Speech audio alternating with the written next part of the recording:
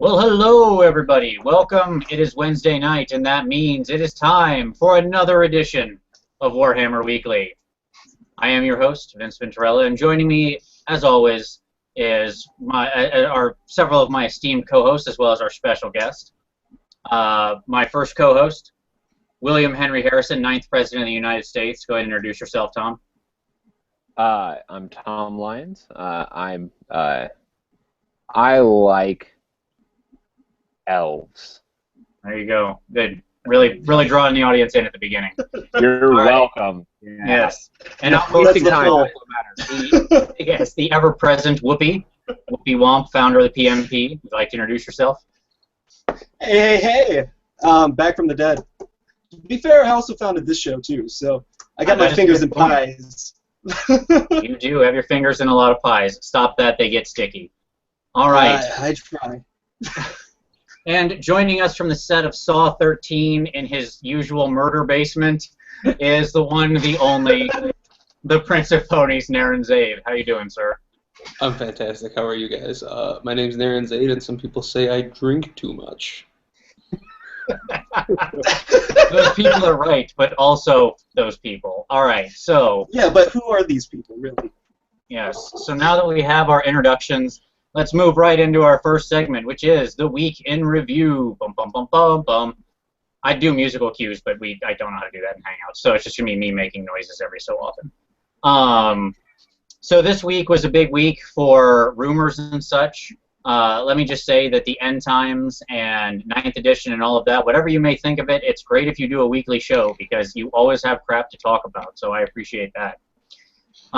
What dropped this week was a lot of spoilers out of the upcoming End Times Archeon.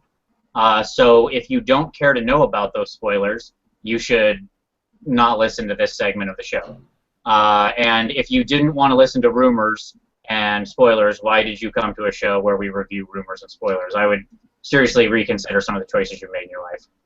So I'll start out by saying, has everyone seen the drop of all the information? Yeah. Yes. Yeah. I was actually We read the surprised how internet. much came out. Yes. Who's excited about it? I am. I've been very excited for everything that's been dropping. I'm one of those guys who doesn't get too stressed out until things actually change and things actually become bad. But so far, I haven't had any problems with any of the End Time stuff. How dare you, Naren? How dare you with your optimistic views and such? Get out of here!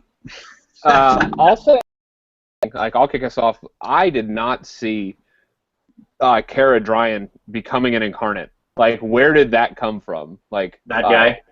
That guy that rides the Phoenix is now like standing among like Teclis and like all the rest of them that are like Nagash that are on the Incarnate Council. So it was just a very surprising, like, yeah, I didn't see that one coming. Yeah, absolutely. I'm sure if I walked around and surveyed average Warhammer players and offered them $10 to tell me who Caradron was, I would still have $10 in my pocket at the end of several surveys. Well, let's just do this then. Let's go ahead and we'll do a little screen share here. And we'll look at some of these images. How about that? We can look do at my personal conversations. Yes, and we can actually talk about these things as soon as my computer catches up to the wonderful world here of Google Hangouts. Always exciting. So I was going to say, do you think it's kind of a ploy so someone actually puts someone on their Phoenix? It's a good question. I think, you're saying, is it an attempt to make people actually care about putting guys on a Phoenix? It's a good plan. Yeah. Good They were tired of that chair. It's a funny thing because if you'll notice, like, so Asharti, which is however it is, that sea dude, he has a Frost Phoenix. And in the pictures that we're about to see, he has a Fire Phoenix. So I think it's more than just putting somebody on a Phoenix. I think it's putting somebody on a Fire Phoenix. Yeah. or seeing something not being used. Exactly. That's what we call the tube for gentlemen. Yes. Exactly. All right. So can everybody see the Bloodthirster? Is that what's showing on my screen right now? Very good. Yep. Yeah. So yes, here we have the new Bloodthirster model. I forgot to lock myself. Yes, exciting. There we go. All right, so that way it's not jumping around on everybody watching. So yes, here we have one of the builds of the new Bloodthirster. Quick thoughts on him. I'll tell you right now, I don't like him. Anybody else? Really? Yeah, I love the texture on the wings. Oh, so fantastic! Like the skin, that stretched skin look. I'm a big fan. I'm gonna go with that too. Like honestly, the first thing I notice is wings. It's like holy crap, that's a pretty powerful painting. As far as the model, I honestly with these kind of things, I feel like I have to see the actual plastic in front of me before I judge, because I've always felt reserved about a lot of the new kits that came out, like the Phoenixes, or not the Phoenixes, the Tree Men and the Terra guys and stuff like that. But once you get them, you're like, oh, these are awesome. So I reserve my judgment until I see it, but I could see why people wouldn't like it. Yeah, second Whoopi Wump everything he said. Easy. Fair enough. Yeah, I don't know. Something about his ugly butterface bothers me, but you know, to each their own. There's another one there, another Bloodthirster. One with See, I like them the uglier they are, because he's a demon. He shouldn't be pretty. He should be fucked up. Well, maybe it's just me who's a fan of sexy demons, but I'm a follower of Slaanesh, so what can you say? Here we have old Balthazar Gelt, our new incarnate of metal. There you go. I was not expecting him to come back. I guess I haven't been following the end times very strongly, but that was pretty surprising to me. Mm-hmm.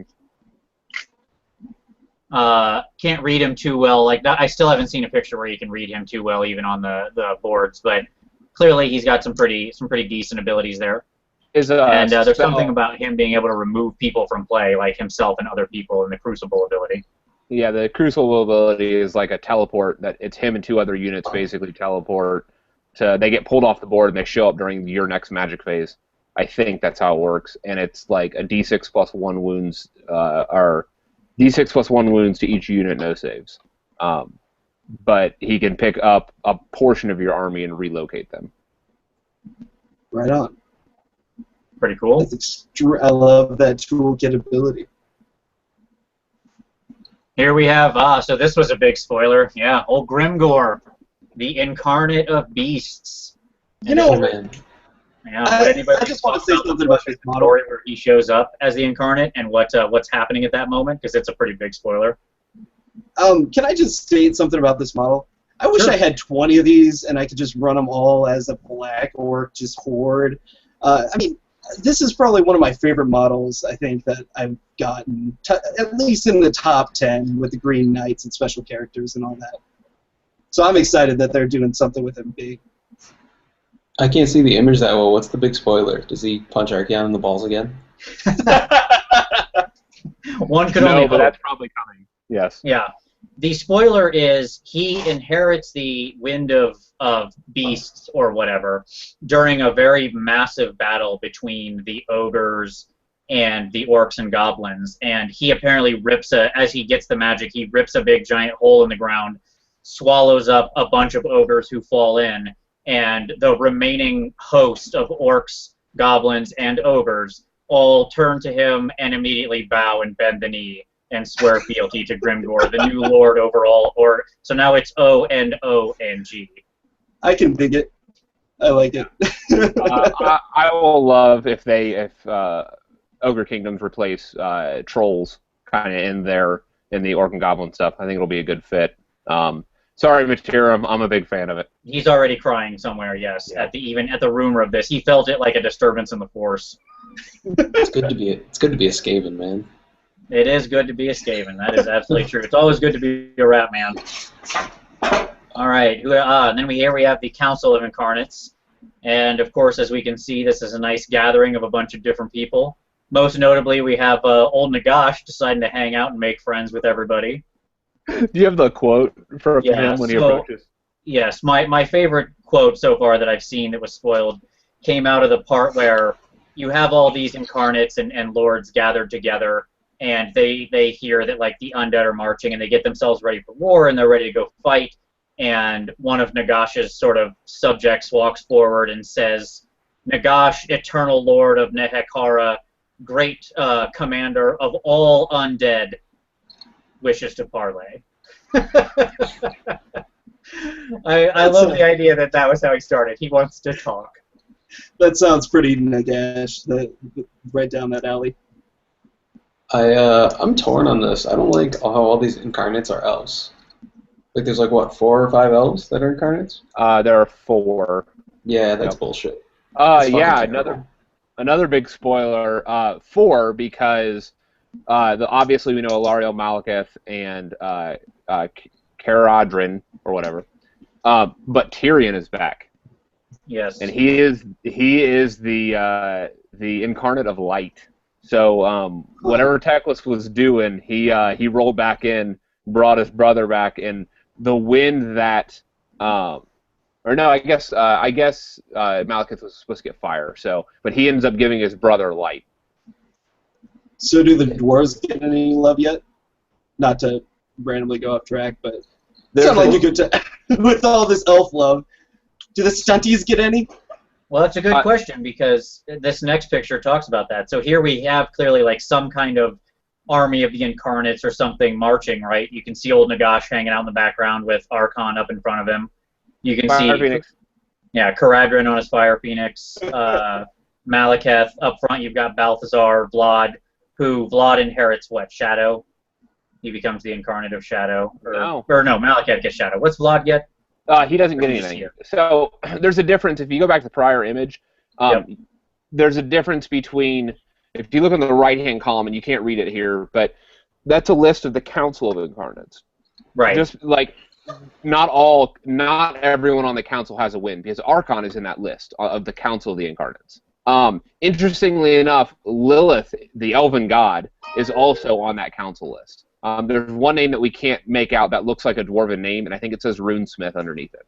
So there is some no-name newbie dwarf that showed up. There he is, right there. That's him up front. You got one. They showed up. We get another midget.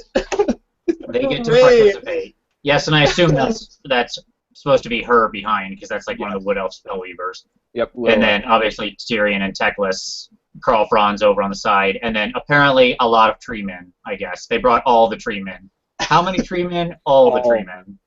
Everyone. Yeah, everything looks pretty epic, and then you just have the tiny little dwarf. I'm just not a huge fan of there being so many elves on this council thing, and this being like the new thing. I wish that they had diversified them amongst like all of the factions. Well, almost 1/5 of the races are elves. So let's point that out of the armies. So they've already had a glut of elves with Wood Elves, High Elves, and Dark Elves. That said, you're right. It's pretty ridiculous. I think it's because the vortex was on Ulthuan. It was just, it just happened to hit them first. Basically, they just got lucky. I think the biggest thing that bothered me about it was how Nagash came in, and he's like a level 5 wizard, and he's like, Nagash is such a powerful wizard. He breaks the rules by being level 5. And then, like, now every one of the incarnates is a level 5 wizard. Right. And now meet these 6 other people who are also level 5. Yes. I was like, I feel like there's a shark, and we're awfully close to getting on our skis, but who knows? Yeah, Gelt is sporting a +7 to cast spells from that stat block, because he's a 5 that has just a bonus 2 floating, and I think the Crucible that he has is a bound spell that's level 10. I believe that to be true. That's pretty awesome. Here we have a nice little picture of Archeon. Sorry, not Archon. Archeon. Very close names. With his new Bloodthirster, and then some of the new units, the Wrathmongers and Skull Takers, I think is right, in there. So, and I was going to state something because of the fog. It seems like every one of these pictures, they're trying really hard to cover up the bases. I don't know if that's on purpose or... I love that conspiracy theory. It is like my favorite conspiracy theory. I think they're doing it because it looks awesome. Because if you look at other pictures, you will see bases. There's just Tyrion and the Everqueen. And then, like, if you look in later pictures that are also been spoiled, they're not covering up bases at all. Like, you see square bases on all these guys. Like, when they show the Skull Reapers and the Wrathmongers, they have square bases. Just some interesting things. There was, which I don't think I have pictures of. I think Is that my final? Oh, nope, there you go. The Skull Reapers and the Wrathmongers, yeah. And that's probably my final one. Some interesting things I noticed in the other spoilers that I don't have pictures of, which is there are new Bloodthirsters, and one of them has heroic killing blow on 7 attacks at weapon skill 10, but he's using a great weapon, so he always goes last. I guess he gives his opponents a fair chance. Like, all right, if you don't kill me, I'm gonna kill you. That is gonna happen. So yeah, I mean he's already like weapon skill 10, strength 8 with that great weapon with 7 attacks, frenzied, blah blah blah blah blah. Ridiculous. That's whatever. Yeah, there was like 4 different Bloodthirsters. I also particularly we got Archeon stats. I particularly liked his ability to suddenly unleash his sword and gain 12 attacks. His attack profile goes to 12, and every time he rolls a 1 on, and once he does it, it's on. Like he can't shut it off. And if he rolls a 1, he hits either somebody else in his unit or himself, with the controlling player's choice, until he apparently murders all the rest of the Chaos Knights in his unit, since his sword also doesn't allow armor saves and would wound Chaos Knights on 2. He's unbreakable now, too. Yeah, he's unbreakable. Wasn't that, didn't you already have that rule? It just brought it up to 10 instead of 12. Yeah, I think, yeah, exactly. It really ramped it all the way up, yes. Ramped it up to 12, not 11. So we know if he does multiple wounds or anything yet? I don't remember seeing that he does multiple wounds. I could be wrong. Honestly, I didn't internalize his entire block, but I really don't think he does multiple wounds. He doesn't. Girlfriend's gonna touch him and fucking blow him up in one round of attacks. It's entirely possible, yeah. E3 plus 1, gone. Yeah, I mean, even Alariel getting too near him with her bad touch. She's like, whoa, I got D6 wounds for you right here. I'm going to give you the massage of death. Yeah, man, I was so pumped for Nagash. I'm like, dude, this guy's stats are... And then I'm like, oh God, 12, what? Well, everybody knows that 12 is this season's new 10. Okay, so, like, get on board with the fashion week. So there we go. So those are some of the spoilers in quick order of Archeon. I'm sure we'll get a lot more of like what's coming out in the story. A lot of big things coming down the pipe. And honestly, it seems very exciting. A couple of the other little fluff rumors give us some very heroic moments, some very sad moments. There's a couple other things which I won't go into too much detail here. But if you like almost any force, just in the spoilers I've seen thus far, there are some really cool pieces for you. I was going to ask, how do you guys feel about all the armies teaming up? Do you think there's going to be a crap load of backstabbing in the story, fluff-wise? Oh, yeah, sure. Absolutely. Malekith, go ahead, Vince. No, I was just to go right ahead. The one bit that I do know is that at some point in the final book, Malekith outlaws the witch elf cult, the cult of blood or whatever. So like Hellebron and Shadowblade and all of them fucking turn against the elves in the midst of a battle, and so there's like this civil war again in the midst of in the shadow of Athel Loren, as like a bunch of like the evil trees and a bunch of the dark elven forces split off from the rest of them, and Malekith murders the bitch.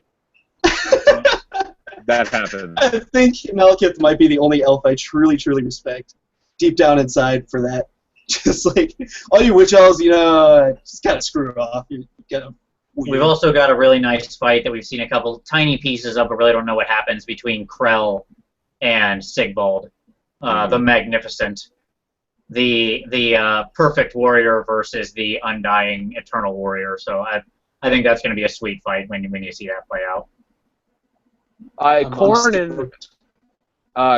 and Slaanesh are the two, like, anti, right? Yeah, they hate each other, yes. It's funny because Krell was like a knight of Khorne in life, like prior to his undeath, and so it's a real interesting, like, you still end up with that pairing of Slaanesh versus Khorne Sure. in those two. What were you gonna say, Naren? Go ahead. I hate that Tyrion's back. I don't like that stuff. Like, I was like really like, holy shit, they killed Tyrion. I did not see that coming. And then they're like, but he's back. I'm like, fucking soap opera bullshit. Like, just kill him.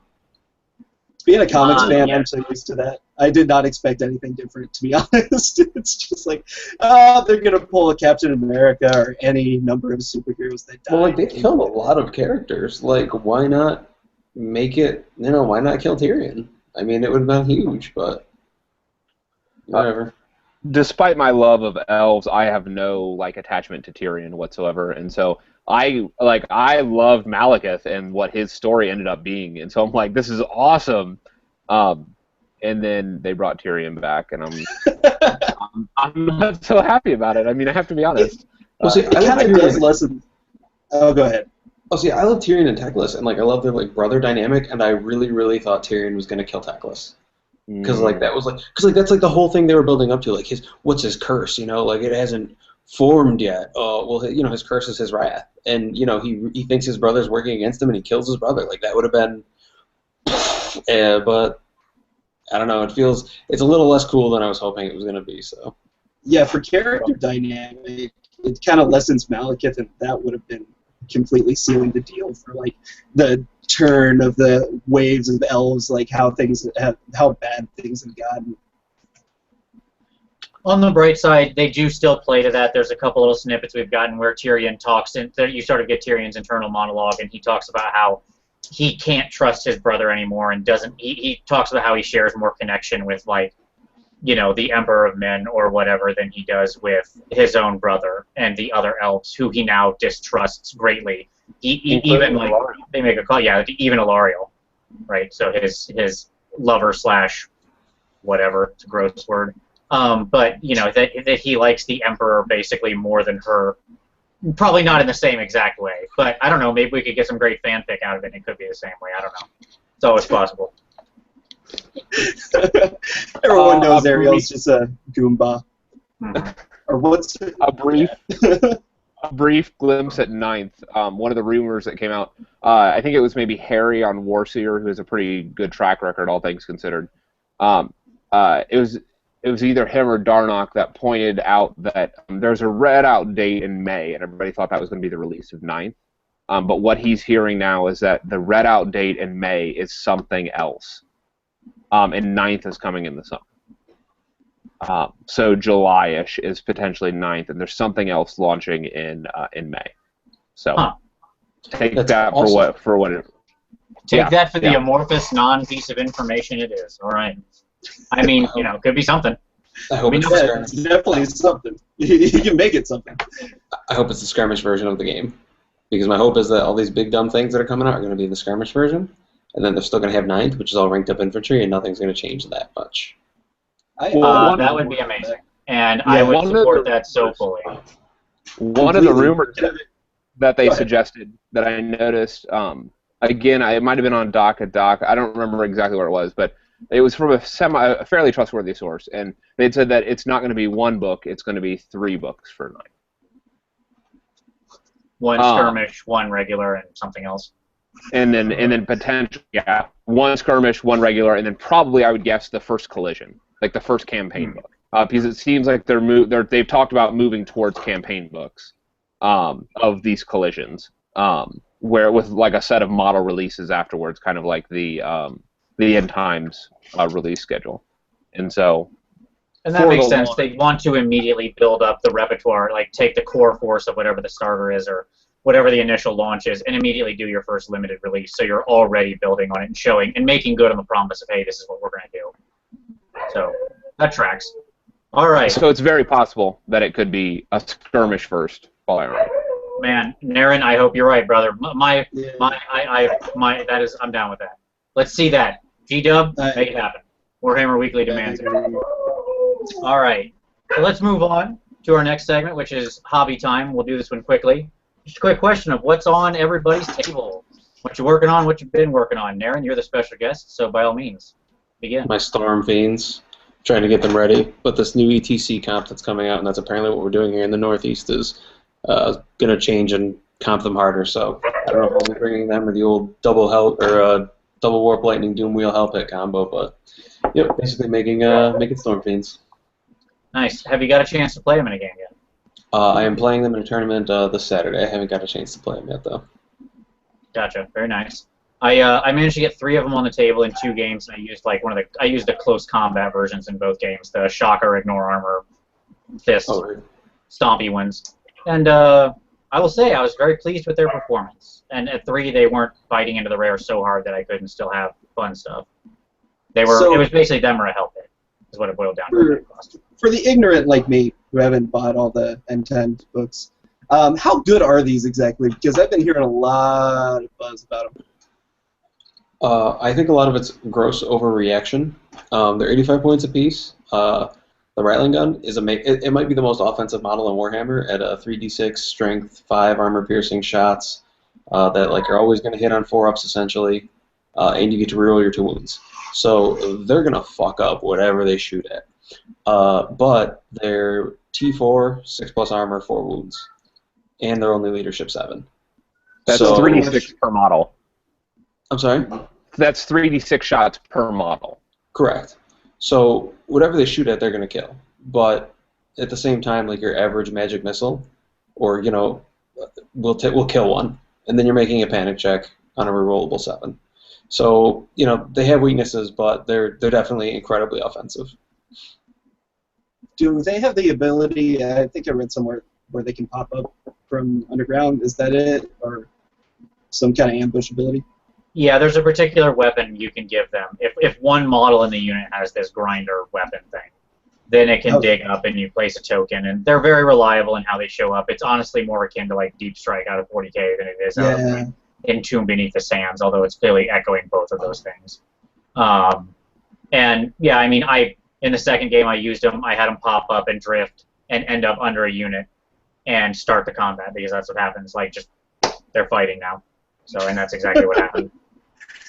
Man, that sounds like it can make some bad times. Yeah, or good times, depending on which way it goes. Yeah, I mean, I think it's exactly right. I think they've been vastly overestimated. That yes, they're very good, but are they better than like a Hell Pit, which 3 of them are roughly equivalently the cost of? Maybe, in some situations. I mean, honestly, they feel pretty balanced to me. Admittedly, I've only played them 2 games, only the close combat, but I watched the shooters in like Skaven and AZ's report, and he had 6 of them on the table, and he didn't have 6 of them on the table at the end of the game. So they definitely sound like a glass cannon. Like they can do a lot of wounds, but if they get hit first, they can be taken off if you don't use them right. That's what I'm gathering from what you guys are telling me. I think that is definitely true. Very rock, paper, scissors. Like, God forbid you see an organ gun across from you. I'm just gonna buy 4 of them. That's gonna be my next dwarf gun line. I got 6 inches on you, bitch. Come here. Yes, absolutely. All right, Tom, what's on your table? Well, I am like I said last week. I'm starting on my Force Goblin O's and G's, and I have a Rogue Idol that Forge World that I am starting on. So very nice. Those are so tight. I love those. Great model. Whoopi, what about you? What's on your table? A lot of Vikings. A lot of Vikings. And I also got these fancy little things that are a bit Harris to show. I'm gonna be honest. Like, I like the models a bit. They're pretty cool. I know this is Warhammer, but is that Goretti? Go off track real quick. War Machine. War Machine. Oh. And like some of their models are really cool, but they go together like Legos. And this guy looks really doofy. I'm not gonna lie. So that's all I gotta say about my War Machine experience so far. Fair enough. And on my table, I just finished up my. They're out of reach, so whatever. I forgot to get them on my table, but you can almost see them down there. Look, there they are, right there. I finished up my first 3 Storm Fiends, and then that Skull Cannon, and now I'm about to start my new army project. What is that? That's right. It's little people on horses. So yes, we're gonna be. I am gonna put together a Bretonnian army because I like to wallpaper the Titanic. So shut up. Hey, listen, I got a Bretonnian army for sale, so I don't know how many GTs you'd be able to play it at. Is it rainbow colored? Yeah. Well, the computer alone would probably make it hard to store. I was honestly thinking about putting it on eBay and like selling it with a picture of myself with my trophy and trying to donate it to charity or something, but I don't know if anyone would actually bid on that. You totally should. I might give absolutely you should. People would absolutely bid on that. Let me just say that. All right. Yeah, definitely. Yeah. So that's what's on our table. Let's move on to our feature segment for this week, which is the highs and the lows. Highs and the lows. Warhammer is a very swingy game. I'm sure anybody who's played more than, say, I don't know, 10 minutes of Warhammer has probably experienced the utter joy of having a series of dice go completely your way, and the utter defeat of watching all of your best laid plans crumble into dust before you at the mercy of fate. And so what we do here is we go around the horn and have everybody share some of their recent highs and lows out of games. Your highest high, your lowest low, the joy of victory, agony of defeat. So, Naren, again, you're the guest. Why don't you start us off, man? So I got 3 lows. They're real quick. I played 2 games. In both games, my Warp Lightning engineer shot Warp Lightning, dealt himself a wound, shot Warp Lightning, rolled a 1, dealt himself another wound, killed himself, both games. And then on turn 6 of the next game, I misfired with both of my Warp Lightning cannons on turn 6 and blew them both up with 1s. And then I played another game with a buddy, and I had my Grey Seer on top of a bell with Fencer's Blades and Talisman, and obviously the 4+ Sword. And he's like, I challenged my White King. I'm like, I accept. Fuck this. Let me kill this guy. Or, you know, just not get killing blowed. Hits once, rolls a 6, failed the ward save, Grey Seer down. So... So that was sad, but then my hell pit ran the table, so that's my highest high. It's always great when you're like, oh no, the Grey Seer, everything's gonna break, and then your hell pit's just like, I got you, buddy. I'm coming for you, buddy. Yeah. The 30 Graveguard, no problem. Is that Vargeist in my flank? No problem. Hell pit, you are my LeBron. Thank you. He really is. Awesome. Very good. Very nice. All right, Tom, what about yourself? Highest high. I'll start with the high this time, rather. Last weekend, we had Vince and I, like, we hung out for the weekend and just played games for, like, 2 days. And we had some other friends join us and whatnot. And I faced off against Vince's Skaven last week. And I had a modified Monster Mash army. So I was running an Attorney King army. Lariel was anchoring the army in a horde of Corsairs, which it was in the new Alariel, by the way. So you're talking like 4-up armor, 4-up regen on a block of 40 Corsairs that are shooting like 3 ranks deep with repeaters. I mean, it was, and then obviously, like, you have, like, a bunch of monsters, Hydras, and stuff like that around, all regenning auto wounds every round from Alariel, having also 4-up regen. I mean, it was a gross, dirty list. 3 forms of regen on those Hydras. 3, count them, that many. Yep. And he popped up the Storm Fiends in my back line and hit with the shot gauntlets, the auto punch through armor. And came crashing into my Dragon Princes, and I was really concerned because I wasn't sure how I was going to be able to stop them from just rampaging through my back ranks, because we were at we were in the middle of the 4th or maybe the 5th turn, and everything was still up in the air and it wasn't really decided, and so the big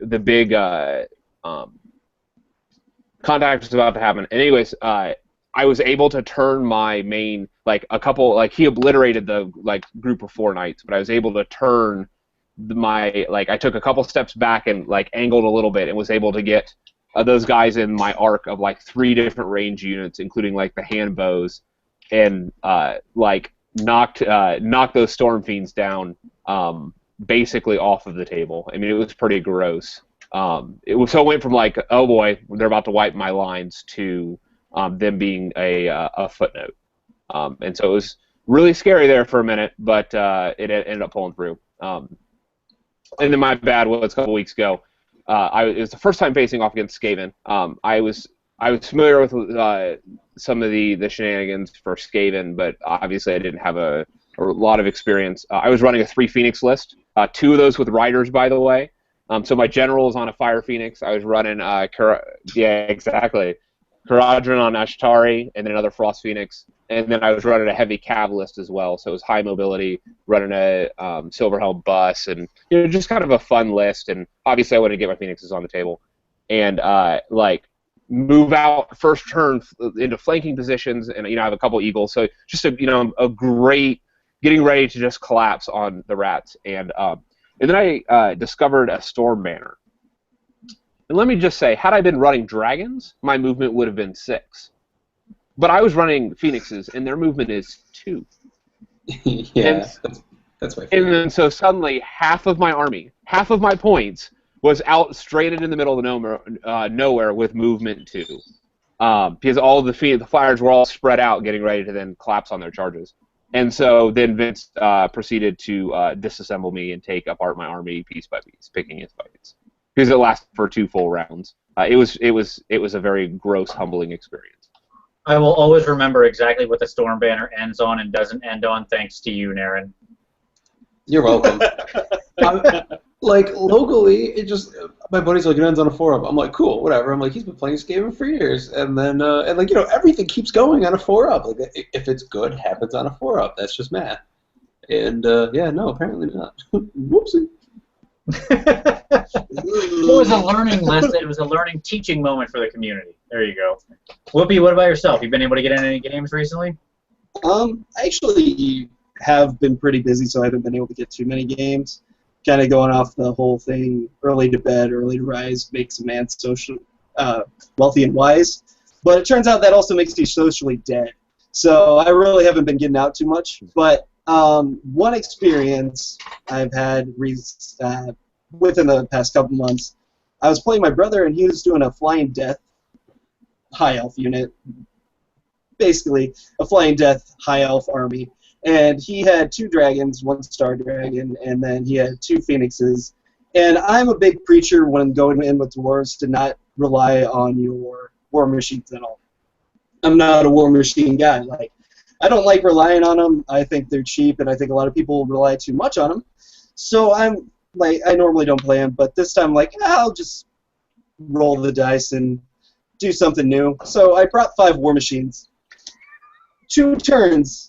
All exploded. 2 turns! They all exploded! Just like, worst luck ever. It's just flame cannon, boom. Just organ gun, boom. Cannon, boom. Cannon, boom. And I'm like, okay, well, now I got 2 units. Don't charge me. It's just the worst shit ever. So, I don't know, that's probably the worst experience I had. Very nice. All right, I'll cover mine real quick here. So my low was in part of that weekend he was talking about. I sort of built a Skaven army, just whatever, like I don't really care who I'm facing when it's friendly games. I just build armies I think are fun, and so I try to use fun models. And I wanted to get my Vermilord on the table, so I thought I'm going to throw 550 points to this Warbringer. He doesn't look very good. Let's try him. He probably sucks. So I bring the Warbringer on the table, and I line up against my buddy who's playing an Empire army. And he sets down his forces, and he has 3 cannons and a Hellblaster volley gun and 2 steam tanks. And I was like, all right. And there's also like a mortar even too. Why not? Because a mortar, sure, why not? He knew he was facing Skaven. He's like, yeah, big pie plate, sure, throw it around. So there are no less than 5 cannons staring me down the first turn. I think my Vermilord made 3 cannons. There were 2 hell cannons too. Don't forget that. He was. Yes. Yep, the Chaos player who was allied, because we were doing a 2-on-2 game, also had 2 hell cannons. And so yeah, I think he made it through 3 cannons before he evaporated. But I would just like to point out that at the end of the game, there were 0 Empire people other than engineers left on the board. So that's all I would like. There was just like 3 random engineers running around for their lives after everything they had was destroyed. So, and then the high was in that same situation that was just related to you of the cheater, Corsair, Alarial, monster, ridiculousness, triple regen, Hydra situation. What he didn't mention is that when he spun his Corsair block to shoot at my Storm Fiends, he turned them about 10 degrees too far to put my Storm Vermin block with a Screaming Bell, because I was running a 2 towers list just out of for sake of hilarity. And he put the Corsair unit into the Storm Vermin / Screaming Bells flank. And it charged and made it and slammed into the flank of those dumb regenerating people. And even with the heroes making way over, they just couldn't do enough wounds. And they lost the combat and broke, and we chased them down. And that was a glorious moment because Alariel needs to die every time that cheater whore is on the table. She needs to die. She's awful. Toughness 4 elves are a crime against God. They were don't toughness hold 8. back or anything, Vince. Don't hold back or anything. They were tough. She was toughness 8 when you hit them because she had her the light toughness stuff on. Now. Yeah, so even worse. Yeah, that was with Flesh to Stone, but they just couldn't do it. Couldn't bring it against the bell. They killed your Grace here, but of course. Yeah, sure. That guy dies all the time. Whatever. That's what he's there for. As Naren said, like, whatever, he's got it. No, he doesn't got it. All right, never mind. That's what happens with Grace Ears. So close. So he did survive Alariel's BS D6 multiple wounds because he made all his word saves, and then just died to some random dude with a sword. It was just like, oh, let me show you how to do it. Stop touching him, stab him. You're doing it wrong. Yeah, it was the BSB that killed you with no magical items. Oh, Yeah. my God. All right. So there we go. That's the highs and the lows. Very good. You can post your highs and lows in the comments below. We'd love to read them. Share your stories. All right. So let's move on to some Q&A. Here we go. Q&A. Our first question comes from Matirum, and this one's to Naren. Naren, what do you see as the most challenging army to play in uncomped tournaments? What about in ETC? In uncomped, I'm gonna have to go with Beastmen or Tomb Kings. Most likely Tomb Kings. Tomb Kings can do some tricks with like death and stuff, and like but that's just by virtue of death being good. But then Beastmen do it even better because they can use their Herdstone and get like +5 dice, and then just try to infinite death cycle with like 7 or 8 Spear Leeches. But I'd have to go with Tomb Kings. They can't move. Their monsters aren't good.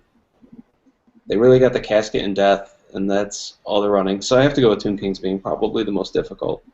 And then in ETC, I actually haven't played ETC yet.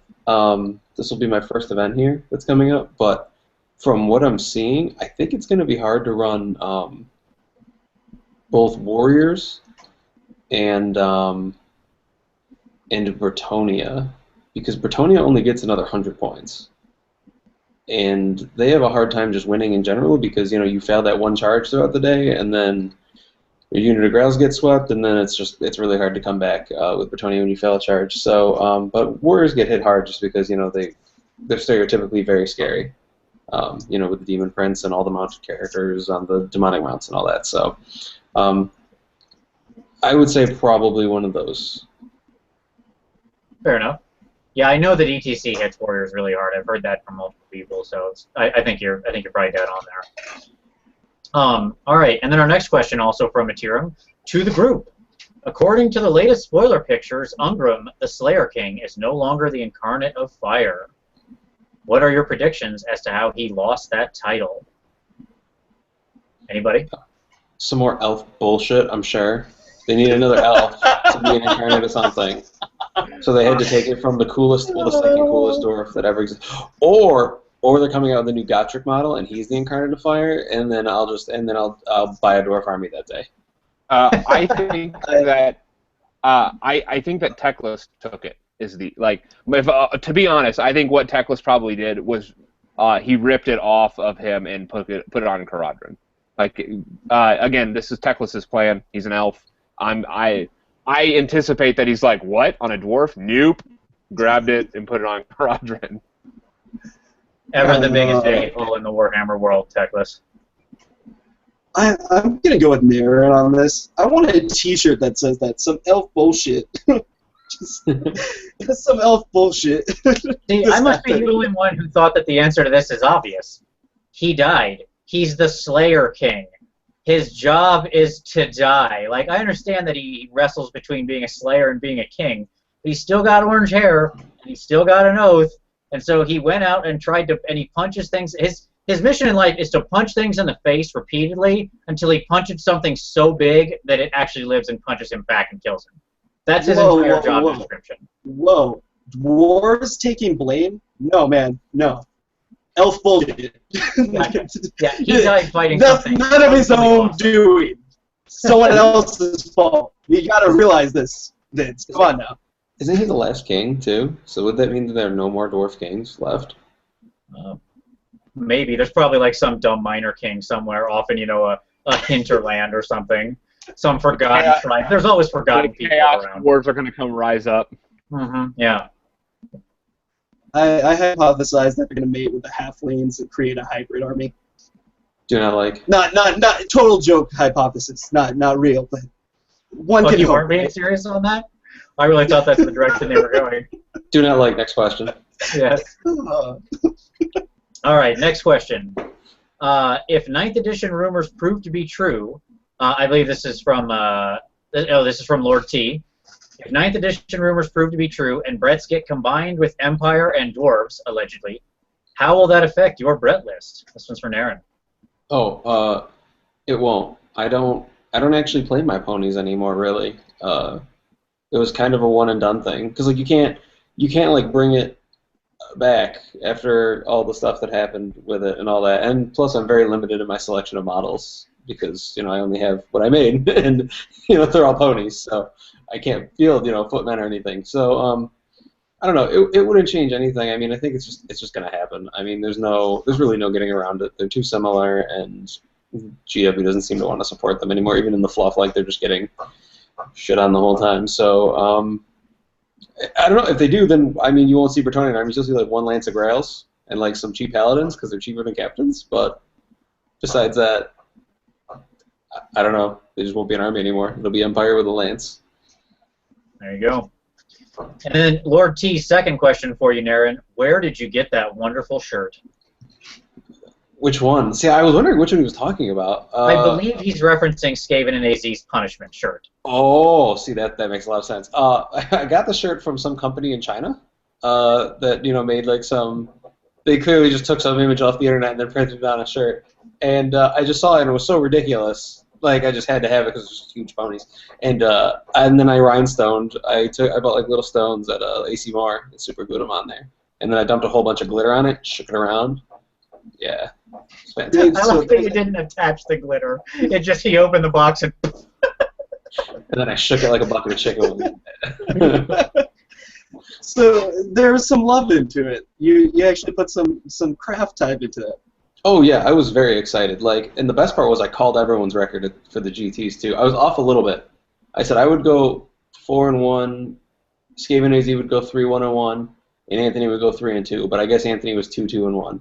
But Skaven AZ's like, how am I going to tie? Do you know how hard it is to tie for Skaven? And I'm like, I don't know. It's just what I see, man, in my mind's eye. And then it happened, and I laughed. And then he had to wear the shirt, so I laughed even harder.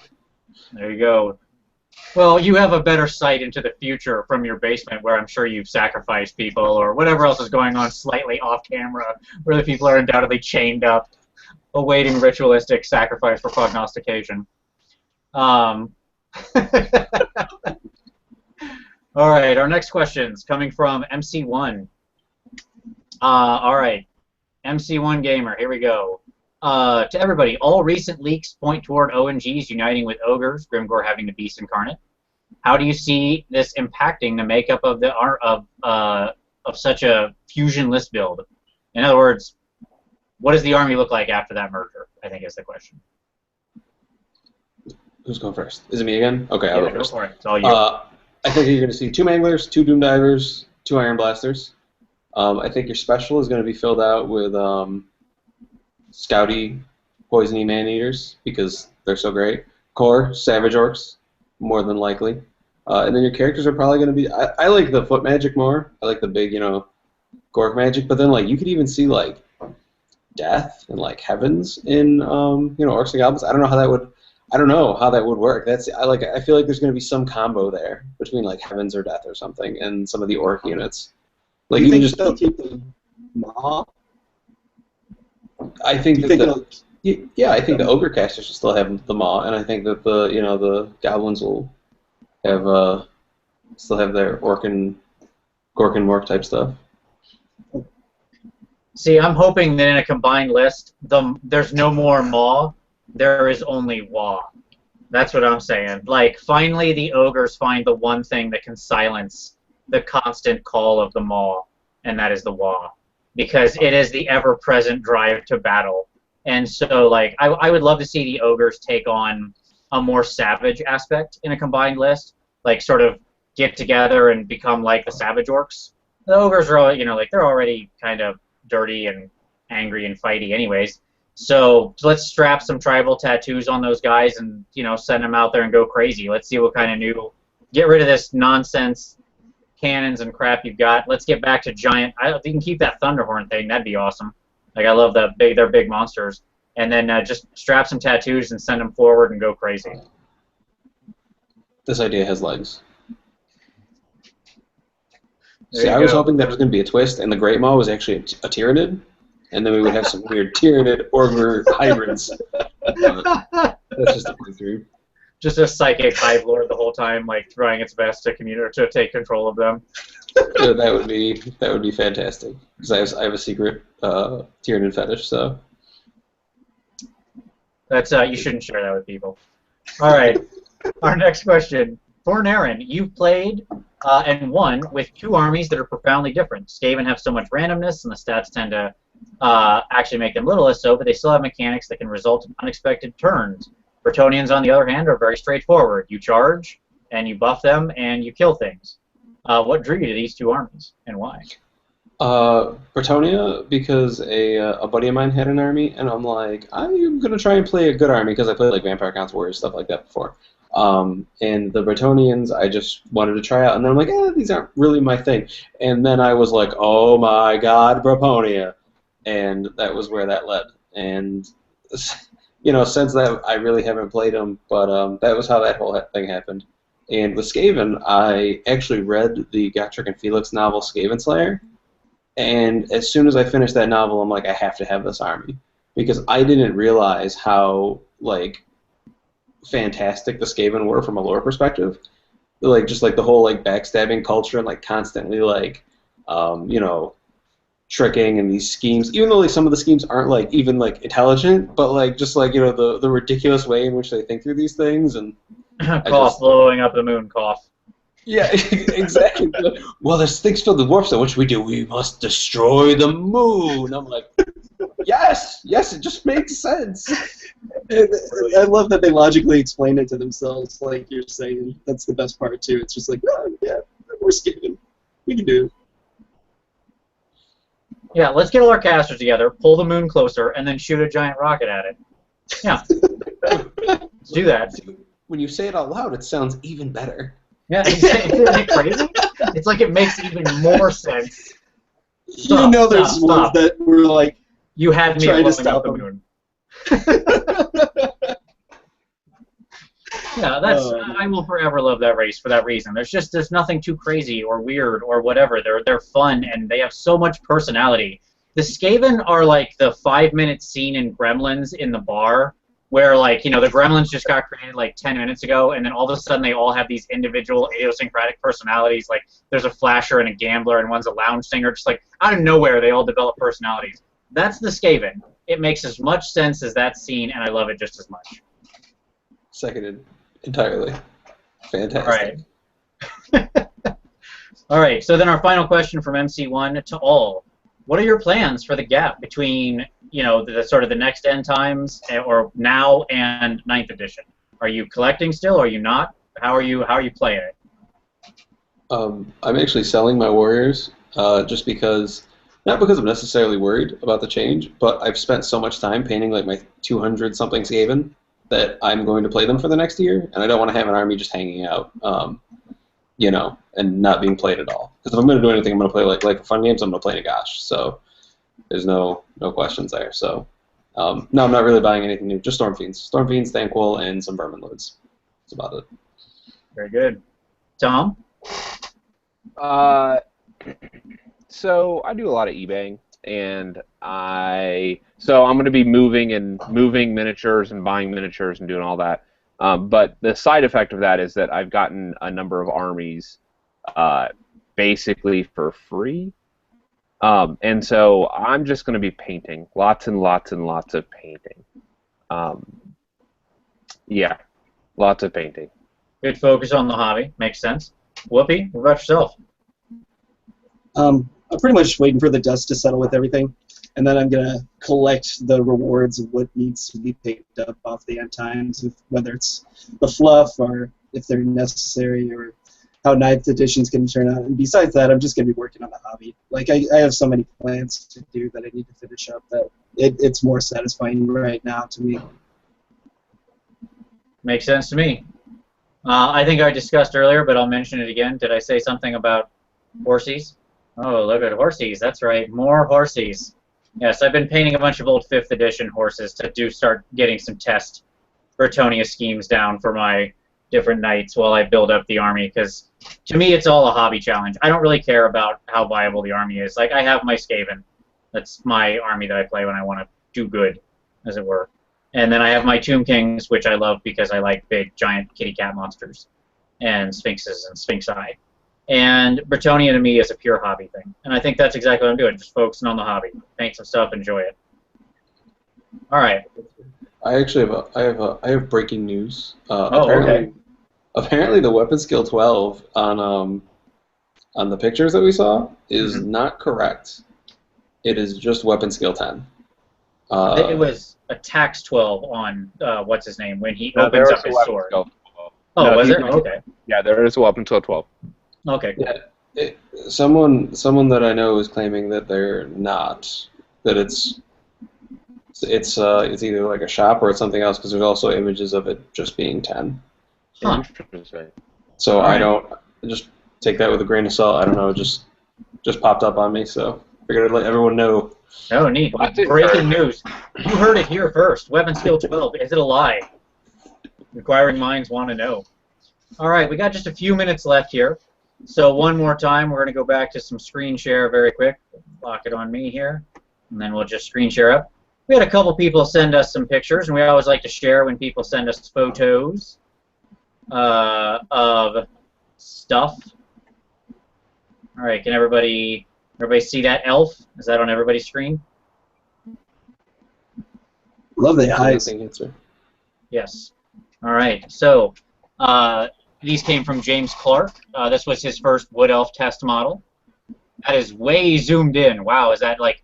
And it looks good. I mean, at that, I've got to imagine at any greater distance, that looks really great. Like, it's hard to paint a man-sized model to look good at ½ inch away, which is where he's taking these photos. That was my thoughts exactly. The blending is so smooth, and the highlighting on the face was so well done that you can't really critique it.